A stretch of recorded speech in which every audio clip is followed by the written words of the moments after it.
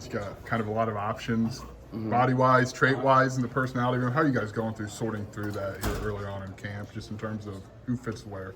You talking about on special teams or the tight ends? Tight end, sorry. Yeah, so obviously everybody in that room's got a different skill set, right? So, I think they're all playing well for what they are, and we're gonna ask them to do, different things throughout the season. Like some guys are really good at inline blocking, some are versatile, can be off the ball guys and stuff like that, and some of them are really going to help us in the pass game, so we're going to lean on them for what their strengths are. Special teams wise, I know in the spring we talked about the turnovers you guys had as returners. What's been the emphasis of cleaning that up this offseason? Well, we work on it every day. Guys catching balls and, just good fundamentals and elbows in and all that stuff and on the catches, and I feel confident about where those guys are at.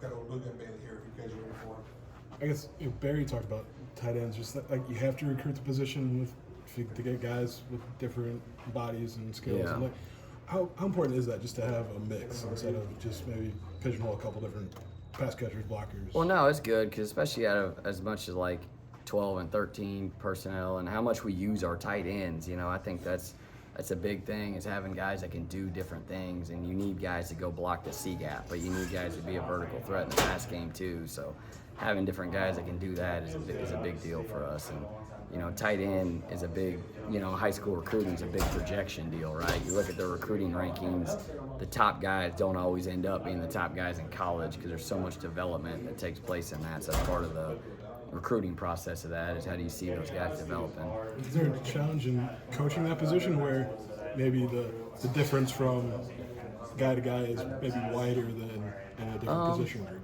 Yeah, it's a fun position to coach because you're involved in everything, right? Other than the quarterbacks, you probably have to know more about the offense than anybody else, so you're involved in the run game, the pass game, sometimes the protection. So it's a lot on those kids. That's something you look for in recruiting, is can they learn, and it's a hard position to play if you can't learn. So, and obviously you got to have physical toughness, and there's a lot of other traits that go with it. But yeah, I think that's a big part of it.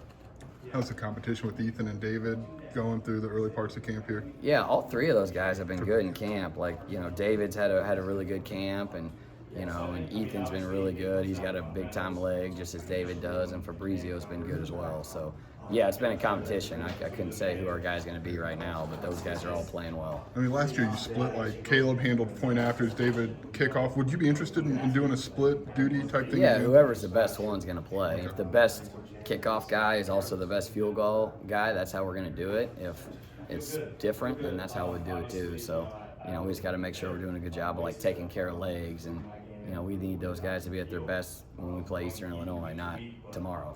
So that's a big part of that thing too. It's supposed to be